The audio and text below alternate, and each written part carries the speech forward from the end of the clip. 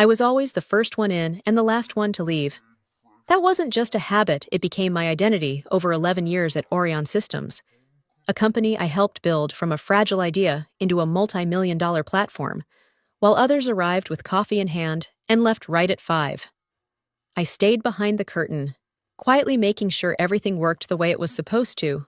My name is Ophelia Reed, and if you asked anyone outside the company who built our core system, they would probably say Daniel Carter, our charismatic CEO. He was the face, the voice, the visionary, but I was the one who wrote the backbone of everything he proudly showcased. Every late-night debugging session, every weekend rewriting broken code rushed out by inexperienced developers, every last-minute fix before major client demos, that was me. My title said Senior Software Engineer, but in reality, I was the one holding everything together. I trained new hires who barely understood the system, calmed frustrated clients when things went wrong, and even stepped in to fix presentations minutes before investor meetings. Sometimes, I felt less like an engineer and more like the glue no one noticed until it was gone. The team treated me politely, sure, but never as an equal. I'd speak in meetings, only to be interrupted. I'd suggest solutions, then watch someone else repeat my exact words minutes later and receive all the praise. And Daniel, he'd laugh, clap them on the back, and call it initiative. I stopped correcting them after a while, because deep down, I knew the truth didn't matter here. What mattered was who got seen, and I was never meant to be seen. Before we go on, take a second to subscribe, but only if you believe in knowing your true value and not letting others define it. I'd also love to know, where are you listening from? And what's the temperature like there right now? Just a quick note, this is a fictional story. Some details are enhanced with AI for storytelling purposes. It's created for inspiration and entertainment, not aimed at any real person or company. Now, let me continue the story. At first, I told myself it was temporary. That recognition would come eventually if I just kept delivering, kept proving myself, kept being reliable in ways no one else could. But over time, the pattern became impossible to ignore. Promotions started going to people who had been there a fraction of the time I had. Men Daniel played golf with, laughed with, had drinks with after work. They were given titles, raises, and visibility, while I was handed more responsibility with the same quiet expectation that I would handle it. Like I always did, I became the unofficial lead on multiple projects without ever being given the title. When systems failed, I was the one called in to fix them.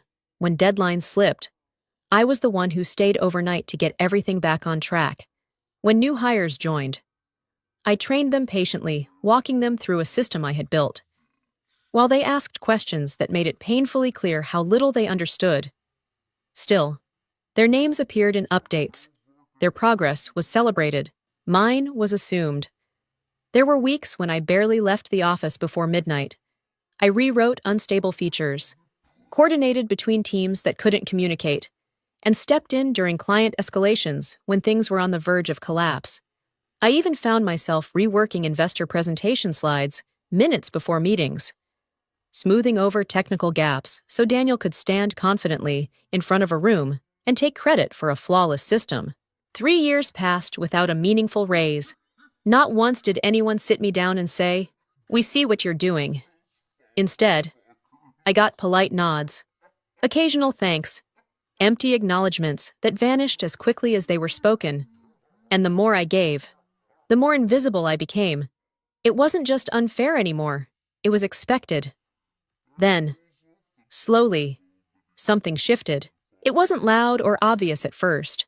No announcement, no direct confrontation, just small changes that didn't seem connected until they started forming a pattern I couldn't ignore. Daniel stopped asking for my input.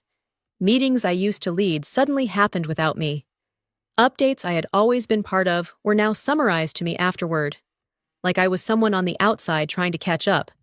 At first, I thought it was just timing, maybe a scheduling conflict, but then it kept happening. And then there was Ethan Cole. He had joined less than a year ago, confident, well-spoken, and completely out of his depth when it came to the actual architecture of our system. Yet somehow, he was the one Daniel started putting forward. Ethan began leading team calls, presenting progress updates, even speaking on technical decisions he barely understood. I sat in those meetings, listening as he explained simplified versions of systems I had spent years building. Occasionally, he'd glance at me for confirmation, and I'd nod, not because he was right, but because correcting him would only create friction I no longer had the energy for.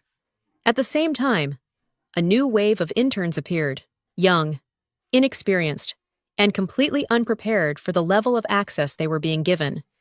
Daniel insisted they were learning opportunities, but I saw something else.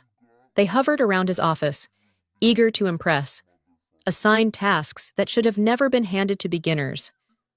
One afternoon, I caught an intern trying to access a live production database with admin privileges when I asked who approved it.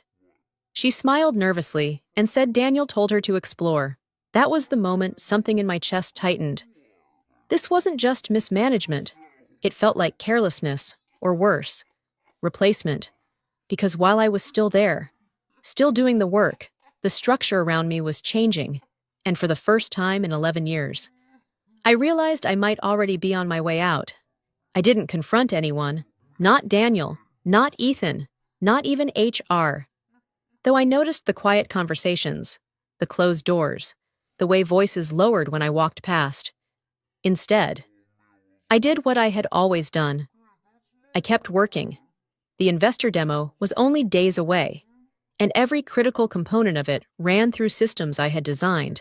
If anything failed, it wouldn't just reflect on the company, it would reflect on me. And despite everything, I wasn't willing to let my work collapse because of someone else's decisions, so I stayed late every night that week. The office would empty out, lights dimming one section at a time, until it was just me and the quiet hum of the servers. I went through everything with precision: deployment scripts, security layers, failover sequences. I tested edge cases no one else even thought about.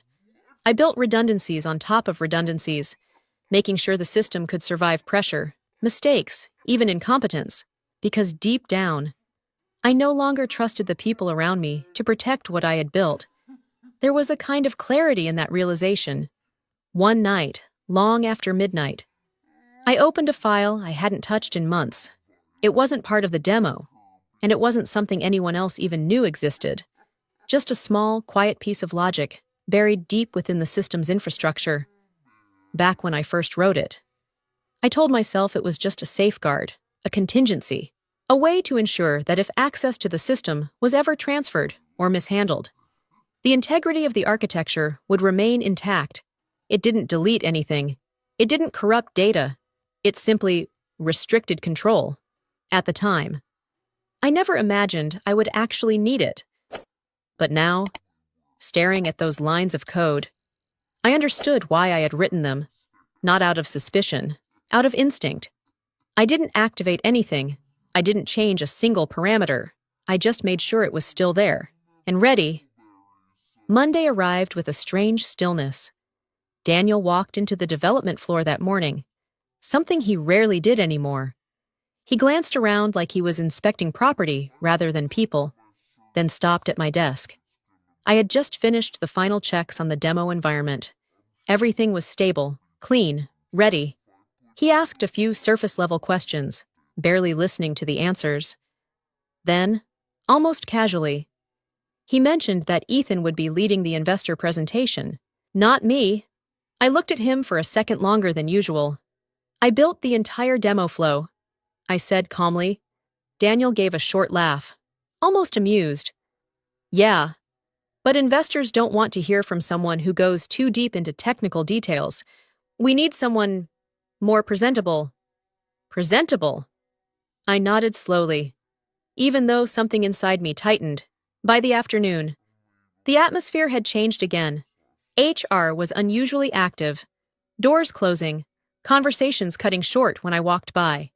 At exactly 4:30 p.m., an email appeared in my inbox. Meeting request, 5 p.m. No subject, no details. I didn't hesitate. I saved my work, closed everything down, and walked to the conference room. Daniel was already there, sitting beside the HR director. Neither of them looked comfortable, but neither avoided what they had planned. He spoke first, using a tone that felt rehearsed. Detached. The company is restructuring, and frankly, we need people who can evolve with where we're going. I said nothing, he continued, leaning back slightly. You've been here a long time. Ophelia, sometimes that kind of routine thinking becomes a limitation. A limitation. The HR director slid a folder across the table, mentioning severance, paperwork, next steps. Her voice was polite, distant, like she was reading from a script she had memorized too well. Daniel added one more line, softer but sharper. Let's be honest. What you built was useful, but it's not irreplaceable. I didn't argue. I didn't ask questions. I simply nodded. Daniel shifted in his seat, finally meeting my eyes for a brief second. I trust you'll handle this professionally. No scenes, no complications. Of course. I placed my company laptop on the table and gently pushed it toward him. Everything was there. The demo, the system. Every piece functioning exactly as it should. I allowed myself a small, controlled smile. I hope the presentation goes smoothly, I said. Then I stood, turned, and walked out without looking back. Behind me, something had already begun. If you believe Daniel Carter was right to fire someone he deemed no longer valuable, feel free to comment, agree. But if you think his decision was a mistake stemming from ego and short-sighted judgment, feel free to write, idiot. I'm genuinely curious about your thoughts. The elevator doors closed, and for the first time in 11 years, I was no longer part of Ariane Systems. I stepped out into the evening air, walked a few blocks, and settled into a quiet cafe across the street. I didn't rush. I didn't check my phone right away. I just sat there, letting the silence settle in. 10 minutes. That's how long it took. The trigger was simple. My admin credentials revoked. The system recognizing a shift in control, a small piece of logic, buried deep within the infrastructure. Finally woke up. It didn't destroy anything. It didn't erase data. It just closed the door. The first alert came through moments later. System integrity check failed. Then another. Authorization loop detected. I flipped my phone over as messages started piling in. One from a junior engineer. Liam, hey, something's wrong. We can't access the demo environment. Ethan's login isn't working. And now everything's locked in read-only mode. Did anything change before you left? I typed back calmly. No changes on my end. Back at the office. I could already picture it. Ethan sitting at my desk, trying to run a system he didn't understand, screens flashing error messages, scripts failing one after another. The more they tried to fix it, the worse it looked, because the system wasn't broken. It was protected. Daniel would be pacing, demanding answers, expecting someone to step in and fix it like always. But there was no one left who knew how. Every layer, every dependency, every safeguard, they all traced back to me. And without the key. The entire demo was nothing more than a locked door in front of a room full of investors. My phone started vibrating nonstop. First a message, then another, then calls, one after the other, stacking on top of each other like urgency could somehow force a response. Daniel. I let it ring. A few seconds later, a text came through. What's going on? Call me. Now? I stared at the screen for a moment, then locked it without replying. Minutes passed. More messages. The system is down. Investors are here. This isn't funny. Then, a shift in tone. Ophelia, if you made any changes, we need to fix this immediately. Call me. I took a slow sip of my coffee. Another call. This time, I let it go to voicemail. His voice sounded different, tighter, less controlled. Listen, I don't know what happened, but we need you back here. Just come in, fix whatever this is, and we'll talk. We can work something out. Work something out. I almost smiled. 11 years of silence. 11 years of being overlooked, dismissed, replaced piece by piece. And now, suddenly, I was someone worth negotiating with. More messages came in, each one more urgent than the last. I'm serious. We can discuss your position. Whatever you want, title. Salary, anything. Just fix this. There it was. Not respect, not recognition, desperation. I leaned back in my chair, watching people pass by outside the cafe window, completely unaware that somewhere across the street, a company was unraveling. For a brief moment, I considered answering, not for Daniel, but for the team, for the engineers who were now stuck dealing with something they didn't understand. But then I remembered the conference room, the way he spoke, the way he dismissed everything I had built as replaceable. I placed my phone face down on the table. If he wanted to talk, he should have done it before I walked out. Now, he would have to deal with the silence. By the next morning, the damage was no longer contained inside the office. It had spilled out. Liam called me early, his voice low, almost cautious. He didn't ask for explanations. He didn't accuse. He just told me what was happening. The demo, it didn't work, he said. They tried everything. Ethan couldn't get past the main dashboard. Every action triggered errors. Investors were sitting there watching it fall apart in real time. I closed my eyes for a moment. Not in satisfaction, but in recognition. That's not even the worst part, he continued. Daniel kept saying it was a minor issue, a server sync delay, but no one believed him. One of the biggest investors walked out halfway through. I could picture it perfectly. The room, the tension, the forced smiles collapsing into silence. By the end, Liam added, they were just stalling. A few hours later, the headlines started appearing. At first, they were vague, careful. Orion Systems faces unexpected technical failure during key investor demo. Then sharper. Major backers reconsider support after Orion's presentation breakdown. By the afternoon, the tone had changed completely. Sources suggest internal mismanagement behind Orion Systems. Collapse. The narrative Daniel had controlled for years was slipping out of his hands. Messages started coming in from former colleagues, people who had already left, people who had seen the cracks long before I did. Short notes, quiet support. About time. I always knew something wasn't right there. You didn't deserve how they treated you. It wasn't loud, it wasn't public, but it was enough. Because for the first time, the story wasn't about the company's success.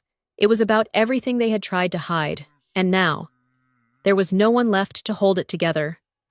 That night, for the first time in years, I opened a folder I had almost forgotten existed. I had named it someday. Inside were sketches, system diagrams, half-finished ideas I had once been excited about before deadlines. Pressure and exhaustion buried them. It wasn't flashy. It wasn't built for investor slides or empty promises. It was something simpler, cleaner, a system designed for real people, not just metrics. A message popped up while I was scrolling through the files. Liam, I know this isn't my place, he wrote. But if you ever build something of your own, I'd like to be part of it. I stared at the screen for a moment, then replied with a simple line. Let's talk. 2 days later, I met with Clara Hayes, a co-founder of a mid-sized tech firm that had been quietly gaining attention for doing things differently. She didn't ask me to fix her company. She didn't try to hire me into another version of the same system I had just left. She asked what I wanted to build, so I told her. About a platform focused on clarity, security, and trust. A system that didn't hide behind complexity or exploit its users. Something honest. She listened, really listened. Then she said, if you can show me a working direction, I'll back it. That was all I needed. Liam and I started working the same night. No office, no titles, just a shared screen. Ideas flowing freely for the first time in years. He handled the front end with a kind of care I hadn't seen in a long time. I rebuilt the architecture from the ground up. We called it Root Line. It wasn't perfect, but it was ours. And for the first time in a very long time, I wasn't building something for someone else to take credit for. 3 months later, Rootline was still small, but it was real. We weren't chasing headlines or inflated numbers. We focused on building something that worked, something people could actually rely on. Slowly, organizations began to notice. A local nonprofit used our platform to coordinate volunteers in a matter of hours. A small business reached out, saying it was the first tool they'd used that didn't feel confusing or manipulative. Each message meant more than any applause I had ever heard in a conference room. Liam and I found our rhythm. No hierarchy, no politics, just clarity. Decisions were made based on what made sense, not who spoke the loudest. For the first time in my career, I didn't feel the need to prove my worth every single day. It was already understood. News about Orion systems continued to surface, but now it felt distant. Leadership changes, internal conflicts, more employees leaving, articles questioning their culture, their management, their future. The company that once seemed untouchable was unraveling piece by piece. One morning, I came across a headline about another senior engineer resigning. Citing a toxic work environment and lack of recognition, I didn't feel satisfaction reading it. I felt clarity. It had never been about me not being enough. It had never been about needing to work harder or wait longer to be seen. The system itself had been broken. I closed the article and returned to my screen. There was still work to do, features to improve, people depending on what we were building now. That was where my focus belonged. I didn't need an apology from Daniel. I didn't need the company to collapse completely to feel validated. None of that would change what I had already learned. The real victory wasn't in watching something fall apart. It was in walking away and building something better, somewhere along the way. I stopped needing permission to matter. And in the end, that was more than enough. If you would have made the same choice as I did, walking away and building something better, just comment I support you, so I know I wasn't wrong. But if you would have chosen a different path, maybe stayed or fixed things from the inside, feel free to write stay. My story ends here. But I know many of you have your own. If you've ever felt overlooked, underestimated, or replaced share your story, I'm listening. Looking back, I realized the hardest lesson wasn't about losing a job, it was about understanding my own worth. For years, I believed that working harder, staying quieter, and being dependable would eventually earn me recognition. But the truth is, if you stay in a place that refuses to see your value, no amount of effort will change that. What changed everything for me wasn't revenge. It was the decision to walk away and build something where I could finally be seen, heard, and respected. If this story resonated with you, maybe it's because a part of you has felt the same way. And that means you're not invisible. You're just in the wrong place. If you believe in knowing your worth and creating something better for yourself, consider subscribing to the channel. Share your thoughts in the comments. Leave a like if this story spoke to you, and send it to someone who might need to hear this today. Your voice matters more than you think, and together, we can build a community where no one feels overlooked again. Wishing you the courage to choose yourself. Always.